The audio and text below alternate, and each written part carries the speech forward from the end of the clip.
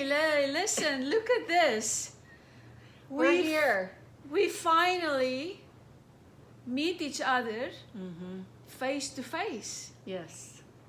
I want to cry right now.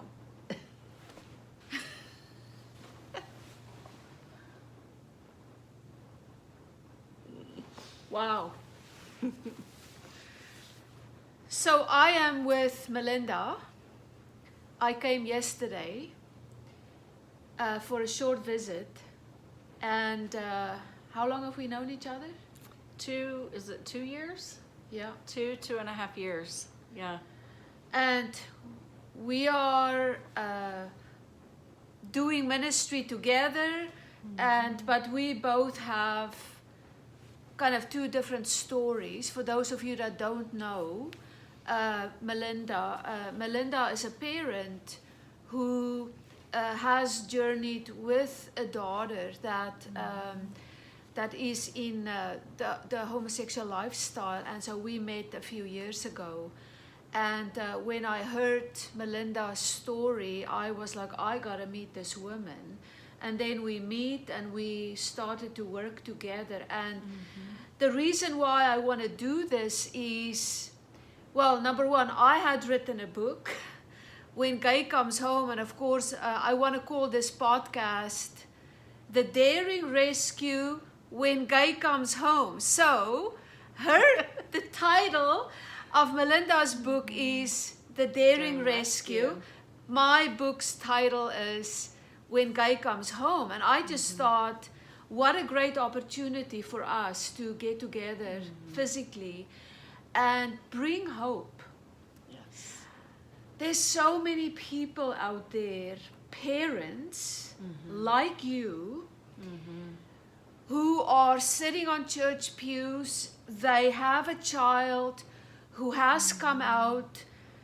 They don't have the courage to go to tell other people about their journey. They sit in the church pews. They don't have any help. The same applies to younger people or people who struggle with same-sex attractions or gender dysphoria. They don't know where to go. And here we are, two people together that, I mean, my story is a story of redemption, that God has changed my life, has redeemed me. My same-sex attractions no longer exist. And here I met you 2 years ago, and here's a parent who have walked out this journey. Many of the things that I teach to parents because of the support groups that I host, which is called Cope to Hope, is many of the things that I teach, which is hard for parents to hear often, which you now testify that is what is working. So do you want to do you want to just talk a little bit about some of the hard things you have had to learn? I think one of the biggest things that I've learned on this journey is, one, I can't fix my child. You know, I can't rescue her. I can't pull her out. I can't make her see. I can't make her want a intimate, deep relationship with the Lord. And the enemy would like to use that to make me feel powerless. But what the Lord has taught me, that I'm not powerless, that I'm not defeated. And yes, I cannot rescue my daughter, but I can allow God to do a work in me, a transforming work in me. And as God redeems and restores and transforms my life, I'm now able to minister to my daughter. I'm able to love her. I'm able to represent Jesus to her. The more intimate I am with the Lord, the more He's able to show up. When I have time with her, He's able to move within me, and it's been a hard thing, but it's been a beautiful thing to watch. And so this isn't just about my daughter. This is about what God's wanting to work in my heart too. And so I need to be willing to say, God, what do you need to change in me? What do you need to work in me? Yeah.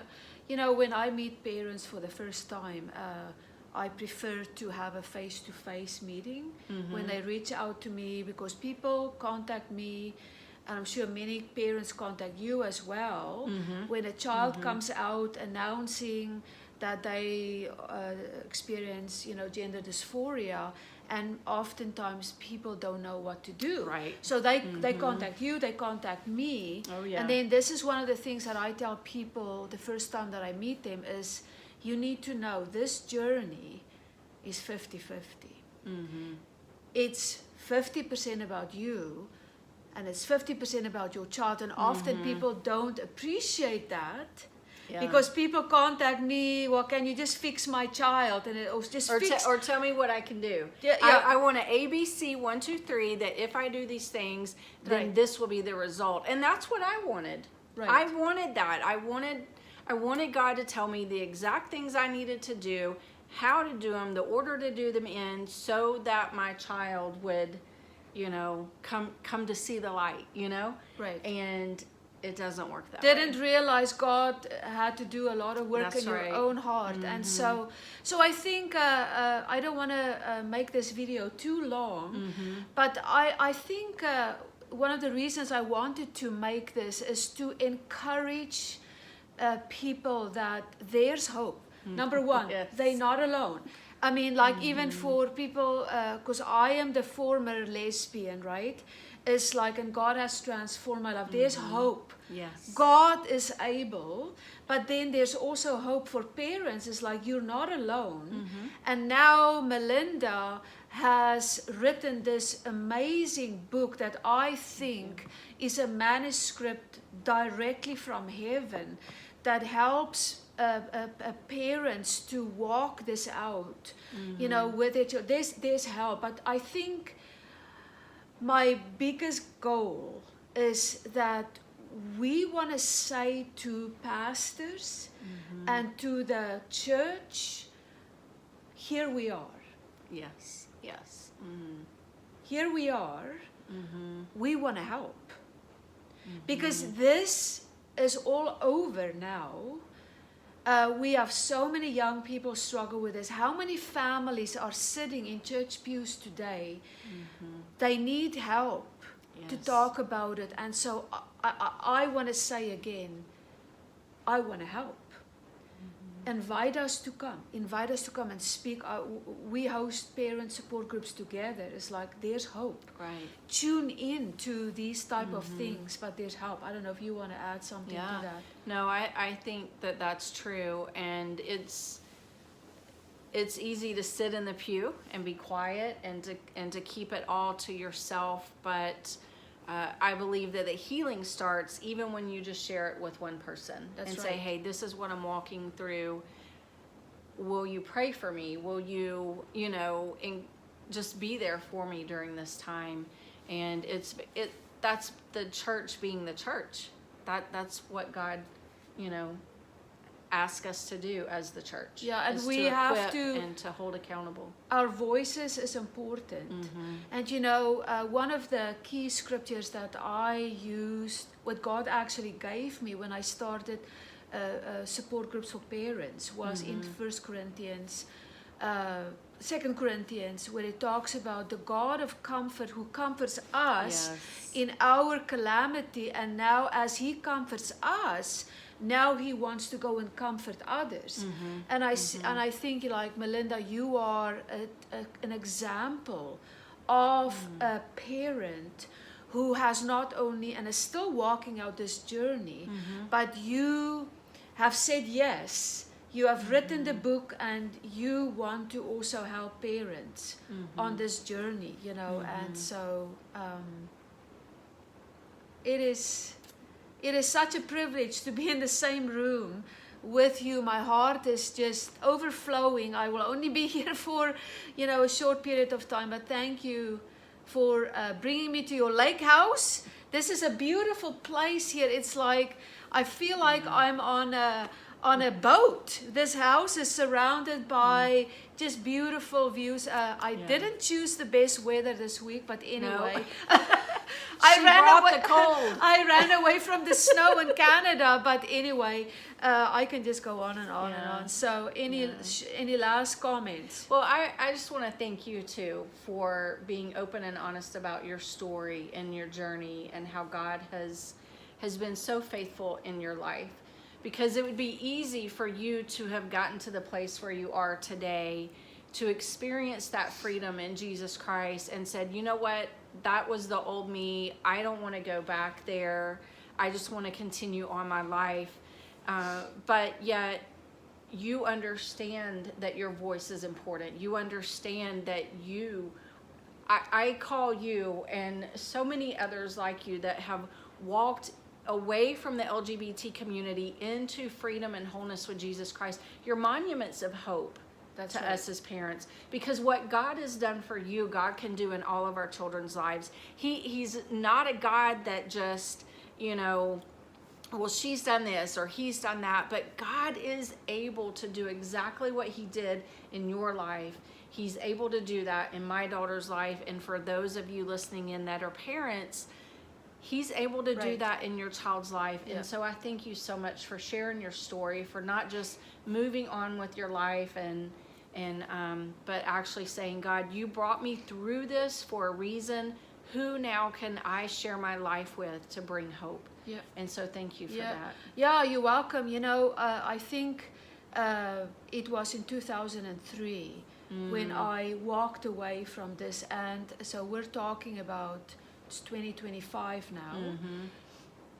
20, how many years is that 22. now? 22 years that I have been walking in freedom, and I stay free, not because I'm so wonderful, but it's because I stay connected to Jesus on a day-to-day basis. And of course, you need to read my book.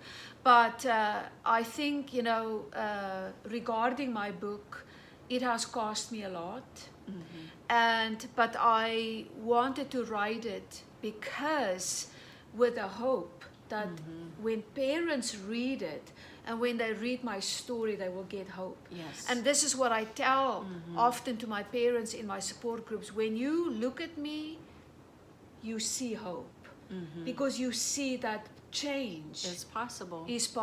Redemption is possible. And when I look at you, my heart is just always so blessed because of what you have learned on your journey, and the truths and the things, what God had shown you as a parent, how to walk with your daughter specifically, show unconditional love, and let the Holy Spirit do the work that you cannot do, but allow the Holy Spirit to do the work in your own heart that he wants to do, because I often say, as you hear me say often, or say, the heart of the matter is the matter of the heart, what shows up in our heart. So that's right.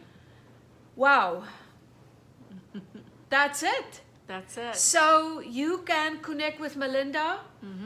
Yeah. What's your Melinda at melindapatrick.org if you want to send me an email. Or my podcast is the Bridge Between Us podcast. Or you gotta stay tuned. You gotta tune into that. Yeah. So the bridge. You've been on the podcast a couple times. Yes, more than a couple times. Yes, and of course to reach me, info@godgazers.com or godgazers www.godgazers.com. Yes. So thanks for watching. Yeah. Blessings to everybody. Happy Thanks, New Melinda. Year. I love you, my friend. Love you too.